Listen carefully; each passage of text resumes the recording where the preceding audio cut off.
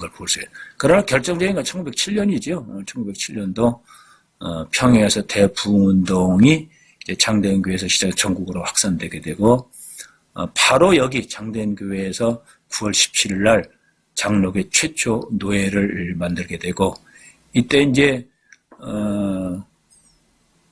노회장이 이제 마패시고 부회장이 방기창이네요. 방기창이고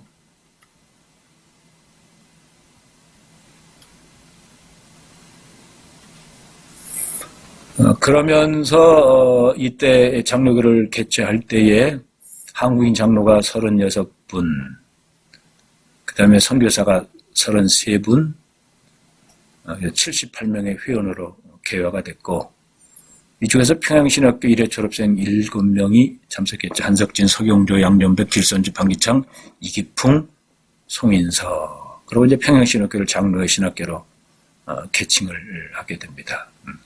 그리고 이제 5년 후에 1912년 9월 1일 날 평양신학교 강당에서 총회를 하게 됩니다. 총회를 하게 되죠. 총회를 하는데 이때에 이제 그 총회는 7개 노회가 있었다. 선교사를 포함해서 목사가 96명, 장로가 125명. 조선예수교 장로회 총회를 하게 되고 초대 총회장이 언더우드가 됩니다. 부총회장이 길선주 목사, 서기가 한석진, 부서기가 김필수, 회계가 블레어, 부회계가 김석찬 목사, 뭐 이렇게 해서 조직이 됩니다. 1907년도 이제 이동희에 의해서 구세군이 설립이 되죠. 그 다음에 이승훈에 의해서 오산학교가 설립되고 또 오산학교로 해서 기독교 건학 이념이 하면서 한국에는 대단히 그 3.1운동과 또 한국민의 그 자존심과 한국민의 그 어떤 정신을 이어가게 되는 그런 것이 오산학교를 통해서 시작이 되죠. 1908년도 남감리교가 만주에 이제 선교를 시작합니다. 1908년도에요. 남감리교가 만주에 선교를 시작하는데 이때 남감리교는 이화천을 북간도에 파송을 하고 북장로에는 만주 안동에 선교부를 개설을 하게 됩니다. 구세군 한교 선교가 시작됐고 세브란스 학교가 최초 졸업생 7명을 배출한 것이 1908년이고 바로 1908년도에 멕시코 한인 감리교회가 설립이 되고 장로교 감리교 합동 찬송가를 이미 이때 합동해서 찬송가를 발행하게 되죠. 1908년에 간도에 명동학교가 세워지고 수피아여교가 세워지고 정화여교가 세워지고 구세관 사관학교의 정신이 성경대학이 이때 만들어지게 됩니다. 강경의 영실중학교 또 윌슨 여자신학원이 원산에 설립되게 됩니다. 1909년도 백만구령운동이 이때 시작되죠. 1년 후에 이제 날연보 제도가 시작되는데 날연보라고 하는 것은 사람들의 생활이 어렵기 때문에 어떻게든지 참 헌신하고 헌금해야 되는데 우리는 돈이 없다. 그 대신 우리가 한 날을 하나님 앞에 드리겠다. 한 날을 연보하겠다. 한 날을 오직 전도만 하겠다. 해서 전도하는 날을 드리게 되는 것이 날연보 제도입니다. 광주 나병원 여수 애원의 전신이죠. 광주 나병원이 이때 설립이 됐고 장로의 동료의 한석진이 일본 선교사로 파송하게 되고 최간율이 시베리아로 그다음에 이완선이 제주도로 여자 선교사로서 최초 파송을 받게 되죠. 1910년도 이제 구세군 사관학교가 정식 개교되고 이화학당 대학이 시작되고 한국 최초 관주 성서가 발행이 되고 손중도를 통해서 미 감리교가 만주 선교가 시작되고 한국 최초 성가대가 평양 장대인 교회에서 시작이 됩니다. 바로 이겁니다. 윤치호가 에딘버러 선교대회에 한국인으로서 유일하게 참석하게 되죠. 1911년 경서학원이 설립되게 이제 서울신학대학의 전선이죠. 그다음에 성경전서가 발행되고 이때 데라우치 암살 음모 사건으로 인해서 기독교회가 지도자가 검거되는 즉 백오인 사건이 그때 있었던 거죠. 전라노회와 경축노회, 경상노회, 황해노직이 확정이 되고 협성신학교가 설립됐고 중국인 선교가 중화기독교회에서 설립되면서 시작됐고 드디어 이제 1912년도 대한유교장로총회가 1회 총회가 시작이 됐습니다. 여호와 증인도 이때 한국에 도착해서 전도를 시작했고 피어선 성경학교가 기구가 되고 이승만이 미국에서 열린 세계 감리교대회 한국 대표로 참석하게 되죠. 서울 경복궁에서 최초의 주일학교 대회를 개최합니다. 14,700명이 참석한 참으로 큰 어떤 교회학교 교회의 획기적인 일이었었죠. 이때부터 이제 타문화권 선교가 시작되는 게 1903년도, 1907년도 이급풍이가 제주도로 간 이후로 한국에서 김영훈, 박태로, 사병성을 중국 산동성 선교사로 파송합니다. 근데 이때 중요한 내용이 있습니다. 산동성 선교로 파송을 할 때에 한국 선교사로 파송을 한 것이 아니라 중국 산동성 노회원으로서 배속을 시킵니다.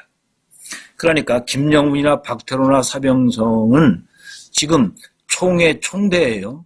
총회 총대인데 총회 총대를 중국에 있는 산동선 중국 노예에 배속을 하면서 이때부터 이제 엉권 총대라고 하는 말이 이때부터 나오는 거예요. 그러니까 한국 선교사가 중국에 가서 한국 선교를 하는 것이 아니라 중국 산동성에 있는 그 중국 노예에 배속이 돼서 중국 노예의 선교 정착과 선교 전도 방법대로 하라는 얘기예요. 굉장히 중요한 메시지입니다. 지금도 어떻게 보면은 세계 각국에 이미 미전도 종족이 있다고 하는 것은 그 안에 교회가 있고 선교 단체가 있고 교단이 있다고 하는 것이거든요.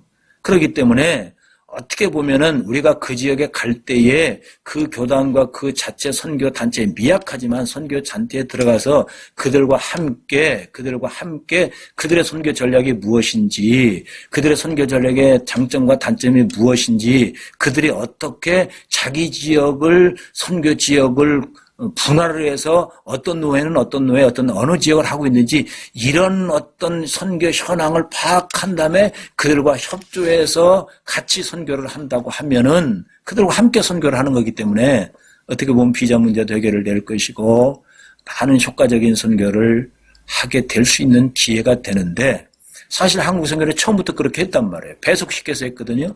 그리고 김영훈이나 박태로나 사병선이 교회를 개척했을 때 그것을 한국 교회 숫자로 삼지 않았습니다. 즉 산동성 노예의 그 교회에 소속된 숫자로 이렇게 숫자를 산정을 했어요.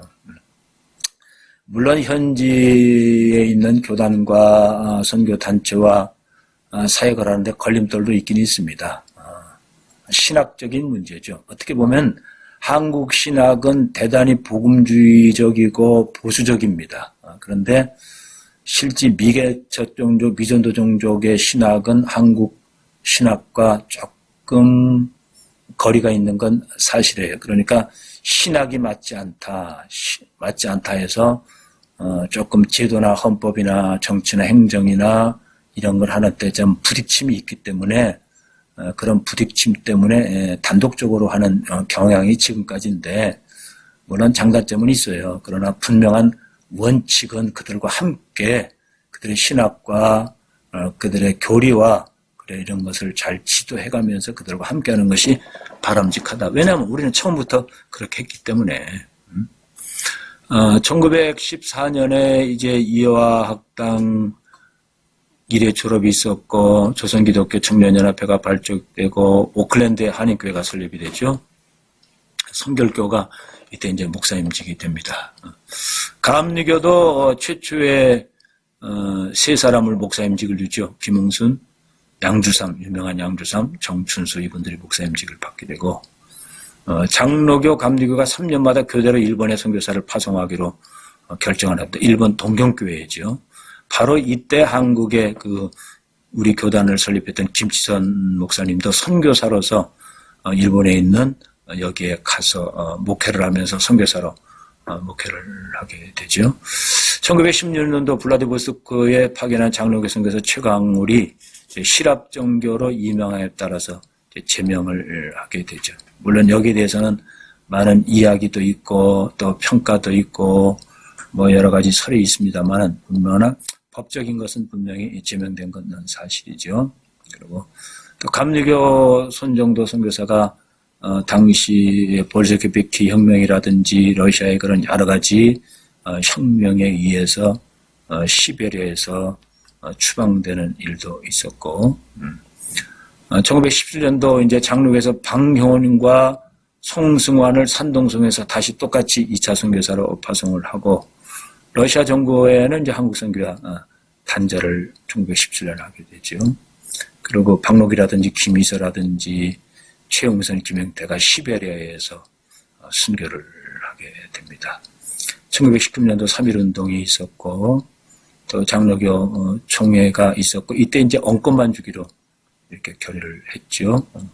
평양신학교가 이제 무기로 쉬게 되고 20년부터 기독교 탄압과 신사참배가 시작되고 그럼에도 불구하고 이제 흩어져 가지고 디아스포라 되는 한인교회를 중심으로 해서 교포 선교를 중심으로 해서 그쪽에서는 계속 노예가 설립이 되고 선교를 하게 되고 또 학교를 설립하게 되죠. 간도의 용정 명신 여자 중학교가 설립되고 간도노회가 설립이 됩니다.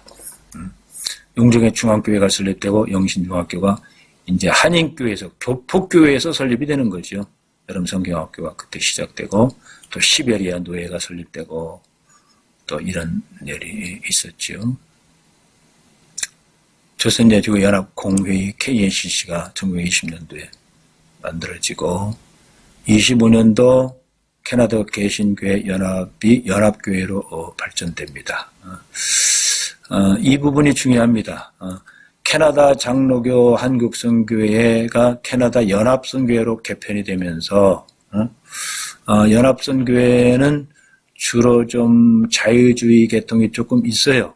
그러니까 보수주의 선교사들, 캐나다 장로교 보수주의 선교사들은 우리 연합할 수 없다. 그리고 영재영 선교사가 한국을 떠나게 되죠. 영재영 선교사는 바로 우리 김치선 박사를 양육했던 분 아니에요. 그분이지 않습니까? 그리고 이제 영재영 선교사가 다시 이제 캐나다로 갔다가 1920년 일본 고베에 정착하면서 한국 선교를 재개하게 되고 그때 다시 김치선과 연결이 다시 됩니다. 1926년도 미국 오순절교회 한국 선교가 시작됐고 최태용이 무교회주의 운동이 시작됩니다. 김교신이 무교회주의가 이제 한국에서도 또 이렇게 시작이 되죠.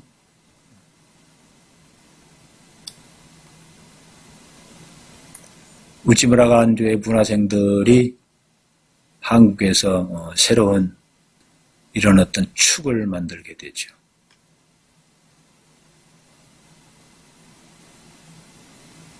오순절교회가 한국전도를 본격 시작하게 되고 세계선교협의회가 존 모트가 내한하면서 만들어지게 되고 예루살렘 국제대회에 양주사람에 대한 신흥당을 김알란들이 2대 총장을 했던 김알란이 참석하게 됐죠.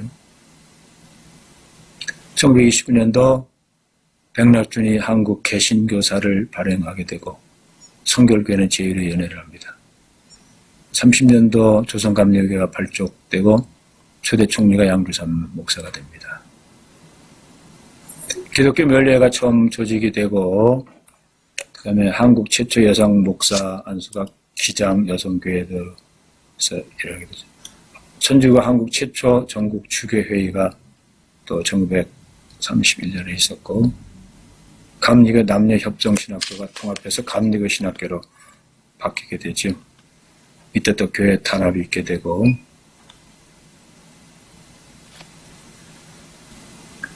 조선예수교 동양선교회 제1회 총회가 이때 또 34년도에 개최됩니다.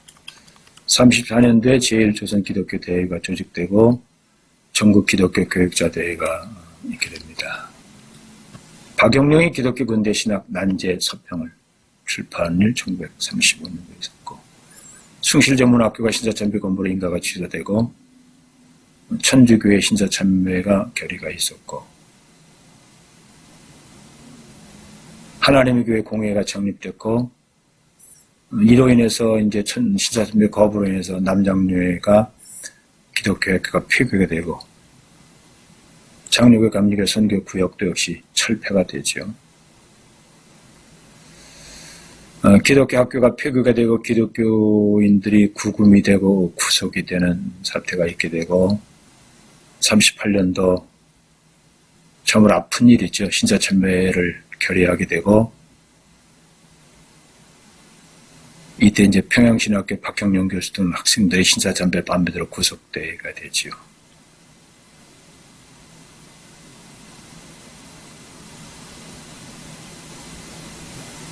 참 39년, 40년 암울한 시기였었어요. 이때 이제 용문산과 삼각산에서 기도원이 이때 시작이 됩니다. 평북지방원에서는 예배가 폐지가 되고 교회당은 가만히 공장으로 징발이 되고 40년도 외국인 선교사가 전원 출국 명령을 받게 되죠. 본국으로 전부 추방이 됩니다. 그러니까 일본에서 이제 일을 할 수밖에 없죠. 그래서 일본 기독교 조선 장로교단과 조선 감리교단이 일본에서 세워지게 되고 주기철 목사님이 44년도 순교하고 45년도 무조건 항복으로 민족 해방을 맞이하게 됩니다. 교회와 선교 5교시입니다. 교회와 선교는 다시 정리하면은 교회에 의한 선교입니다. 교회에 의한 선교. 복음을 받아들인 교회가 선교적 교회가 되어야 되고 선교적 교회는 또 다른 선교적 교회를 개척할 수 있는 그런 선교적 교회가 되어야 되죠. 한국 교회는 이제 복음을 받아들이면서 선교적 교회가 되는 과정을 거쳤고 이제 타문화권의 선교적 교회를 개척하는 그런 역사적 흐름을 가지고 왔습니다. 한국 교회 선교는 네 가지로 구분할 수가 있죠. 첫째는 바로 교포 선교. 한인들이 외국에 나가서 그곳에서 교회를 개척하고 제자 훈련을 시켰던 교포 선교 시대고 두 번째는 이제 국가별 선교 시대가 되는 거죠. 세 번째는 미전도종족 선교 시대고, 현재는 이제 전방개척 선교, 즉 FDT 이렇게 설립을 할 수가 있습니다. 이런 4단계 중에서 교회가 선교적 교회가 어떻게 만들어졌고, 선교적 교회는 어떻게 타문화권에 가서 또 선교적 교회를 세웠는지 하는 것을 살펴보는 순서이기 때문에 해외 선교와 해외 한인교회 설립을 주제로 해서 살펴봅니다. 한국교회의 디아스포라 선교는 미주 지역으로부터 시작이 되죠. 알렌이 선교사로 왔습니다만은 이제 그 신분이 바뀌게 됩니다. 미국 공사 신분으로 바뀌면서 미국 정책에 의해서 한국 분들을 이제 이민으로 이렇게 보내려고 하는 계획을 갖게 되고 이 계획에 존스 선교사가 설득을 해서 인천 내리교회 교인들 남녀 50명을 자원을 받아서 1902년 12월 22일 인천을 출발하게 됩니다. 그래서 이들이 이제 하와이에 도착할 때에 내리교회 교인 중에서 홍승화 전도사가 동행을 하게 됩니다. 1년 후에 1903년 바로 오하우섬 주변으로 해서 농장에서 이들이 거처하면서 이제 새로운 이민 생활을 시작하게 되는데 이때에 이제 이들의 그 신앙 생활을 위해서 바로 홍치범 권사 평양 남사년 교회 출신이죠. 안성수 또 우병길이 중심이 돼서 최초로 현지 감리교회를 1903년 11월 3일 날 하와이에 설립을 하게 됩니다. 그리고 이제 이들이 흩어져서 각각 농장에서 이렇게 생활을 하고 또 일을 하게 되니까 각 섬에 있는 농장마다 교회가 설립이 돼서 1910년도에 그러니까 7년 후에죠. 35개 한인 교회가 설립이 됐다고 하는 위대한 보고가 있습니다. 이제 그렇다고 하면 이제 나라별로 어떻게 한인교회가 설립이 됐는지, 나라별로 어떻게 선교적 교회가 개척됐는지 하는 것을 살펴보도록 합니다. 방금 설명했던 것처럼 이제 하와이 교회를 중심으로 해서 그 교회에서 이제 미국 본토까지 확장되는 역사가 있었죠.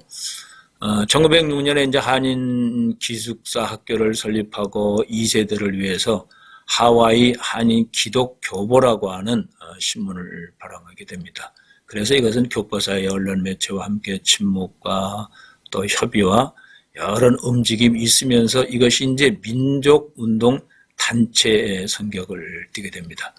1907년도 하와이 각 섬에 24개의 한인 단체가 만들어지고 또 한인 협회가 조직이 되죠. 그리고 이것이 1909년도 미국 본토의 민족운동의 단체인 한인 공립협의회와 합동해서 바로 대한인 국민회의로 발전하는 그런 동기가 됩니다. 바로 이 대한인 국민회의는 정재관 이상설, 유명한 분이죠. 이상설을 시베리아 만주에 파송을 하게 됩니다. 그래서 블라디보스토크 쪽으로 파송이 되죠. 그들은 거기에 가서 이제 지방총회를 결성을 하고 또 해외 거주 한국인들의 민족운동 연합 전선을 구축을 해서 국내 민족운동을 지원하게 됩니다. 지금도 블라디보스토크에 가면 그 이상설에 대한 여러 가지 고증이라든지 또 그분이 사셨던 집이라든지 그분의 그 이념들을 볼 수가 있습니다. 1914년도 이제 민족운동 세력이 분열을 하게 되지요. 국민회의파와 동지회파로 분열이 되는데 하와이에서는 이제 박용만을 중심으로 해서 국민회의파가 있었고 동지회파는 이제 이승만을 중심으로 해서 미국 본토에서 이렇게 활성화되고 이승만으로 중심했던 자유교회는 1930년도 한인 감리교회로 정착이 됩니다. 1920년도 하와이 및 미주 본토의 교회 현황은 하와이는 감리교회가 13, 성경회가 하나, 초교파로 하나가 있었고 북미에서는 구세곤도 있었고 샌프란시스코 한인교회도 있었고 뉴욕, 시카고, 오틀랜드, LA, 산티아나 등 16개의 교포교회로 이렇게 크게 확장이 됩니다.